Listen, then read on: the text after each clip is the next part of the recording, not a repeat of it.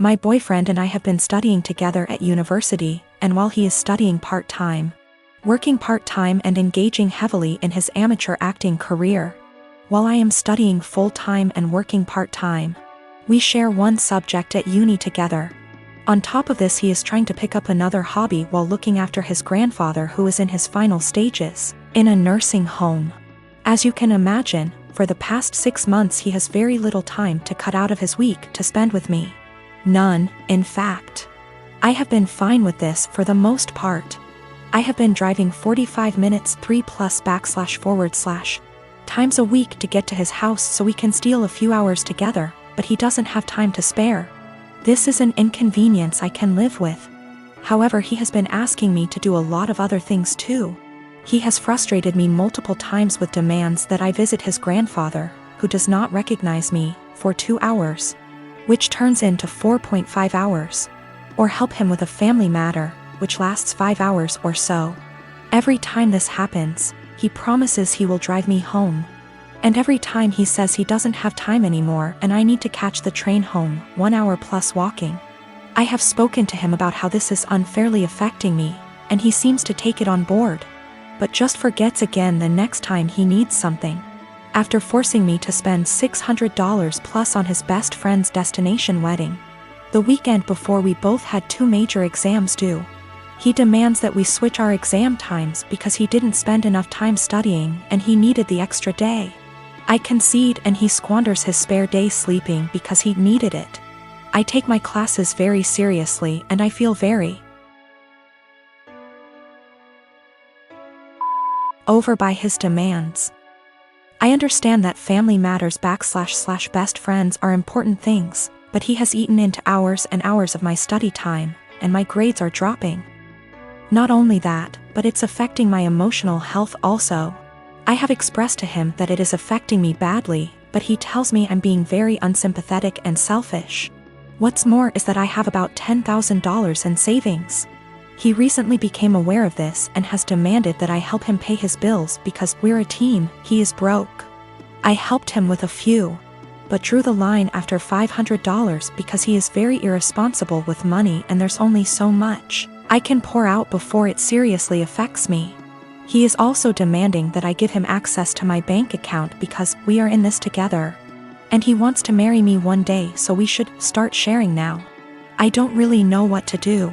I want to be a good girlfriend and do what he needs me to do right now, but it's beginning to affect my health.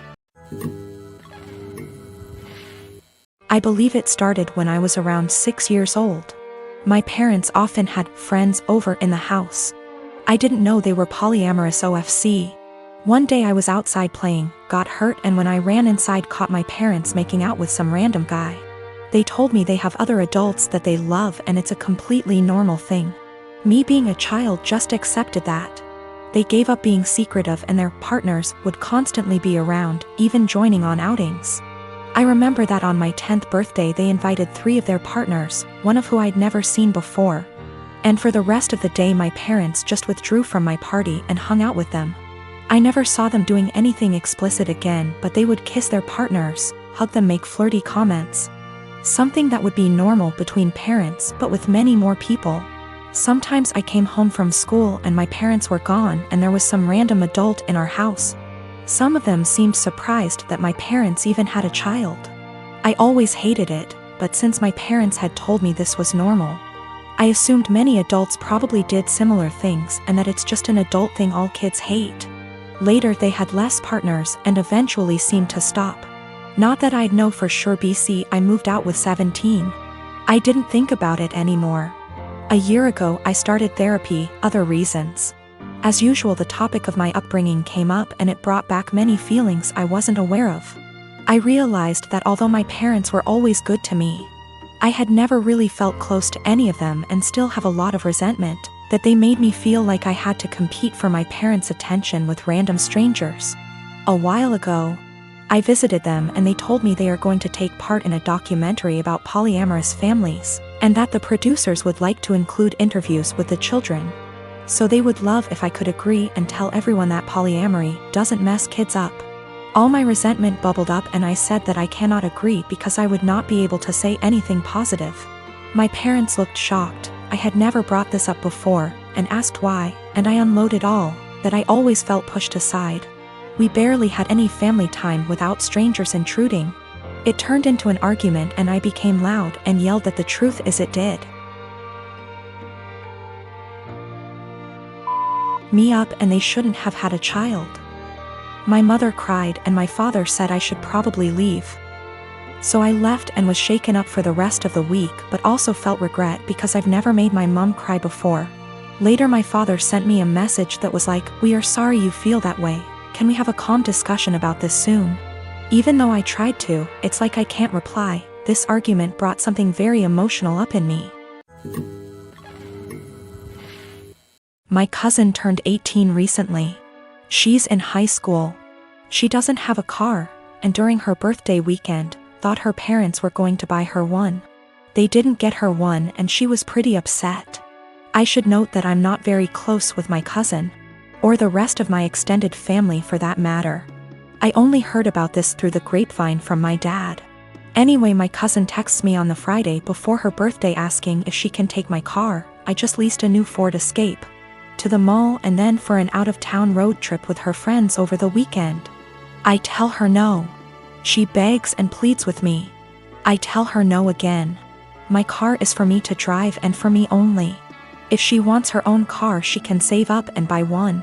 She calls me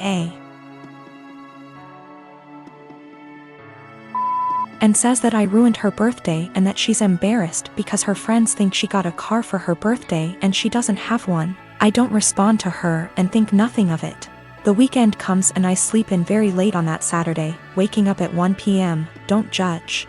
Even though my car is parked in my driveway and my gate is closed, I come to realize that someone egged and TP'd my car. With many, many eggs and 5 to 6 rolls of TP. And since the weather was warm outside, the raw egg baked into my car, along with the dried up toilet paper, destroying the paint. Since I have security cameras around my house, I decide to go back and watch. At around 9:30ish that morning, I see my cousin and a bunch of her stupid friends vandalizing my car. I'm surprised she didn't smash the windows and poke holes in the tires too. I press charges and my cousin is in legal trouble. Her and her parents are pissed off at me for pressing charges, her parents telling me that she's just a kid, and that she's been through a lot of emotional stress doing virtual schooling for this past year and that I should take that into consideration. And that I should be ashamed of myself for pressing legal charges against my baby cousin. That I'm almost 30 and don't I remember what I was like at that age? I do remember, and I wasn't stupid enough to egg anyone's car. And can't she work something out with me like doing chores around my house for money if I drop the charges, that she's young, that she doesn't need a felony on her record, etc., and that it was just a prank. Right after I pressed charges, my cousin was calling and texting me over and over saying that this could have been avoided had I let her take my car. I need to add that my cousin already has a felony on her record, a DUI. She's not remorseful of anything. Also, my aunt and uncle will not pay me for the damages. They just want me to drop the charges and pay for everything myself like nothing happened. I have a daughter, Sadie, with my ex-husband John. We got divorced 5 years ago and I have primary custody while he sees her 2 weekends a month. Last year, he got married to Amanda, who has sole custody of her kids from a previous marriage. Amanda is a SOM, not for any health reasons or so on, she just doesn't want to work, while John works at a 9 to 5. He makes good money to support them, but not enough to live in luxury. I have a much higher paying job. Since it's just me and Sadie, I make sure she has the best possible life. She goes to a private school, set her up a college fund, and she has much better things than most kids, phone, clothes, etc. I still manage to raise her to be humble and not take things for granted, and she's one of the hardest working people I know. Always making sure to get good grades and keep her room tidy. Well, the last few times she came back after a weekend at John's, I noticed that the clothes she was bringing back in her duffel are not her size and B, much cheaper and poorer quality than what I usually buy for her. I asked her why that is and she told me that while she's at her dad's, Amanda takes away her nice clothes and gives them to her kids while Sadie gets the clothes they buy from Target. I asked her if she wanted them back, but she said she didn't mind sharing since all her favorite clothes were kept here. The problem came when I went to pick her up last weekend. I had a business meeting and couldn't drive her over, so Amanda offered to just pick Sadie up from school, which hadn't happened before. When I got there on Sunday, John and Amanda asked me to sit down with them, and when Sadie came to hug me, Amanda sent her to her room quite harshly, saying her punishment wasn't over yet. I was confused because Sadie very rarely misbehaves. They sat me down in the kitchen and said that it was unfair for Sadie to be going to a private school while her kids go to a public one. So they decided that Sadie would be pulled out of private school and put in the same school as the girls. They also said I should keep up Sadie's punishment because when they told her, she blew up at them, told them it wasn't fair, and yelled that Amanda and her kids weren't even her real family, that all they did was steal. I told them in no uncertain terms to off. I would not be pulling my child out of a school she likes, away from her friends, because they can't afford it. I told them they could easily make as much money as me if Amanda started working in her field because she has the qualifications, and the job market is very good. I told them their money problems are not my issue, and if Sadie's items get stolen again or they try to pull her out of school, I'll be taking this to court. They've been blowing up my phone ever since, calling me a selfish. And after telling the story to a friend, he told me I was rubbing my success in their face. But I still don't feel like I did anything wrong. I got temporary guardianship while waiting for a court hearing.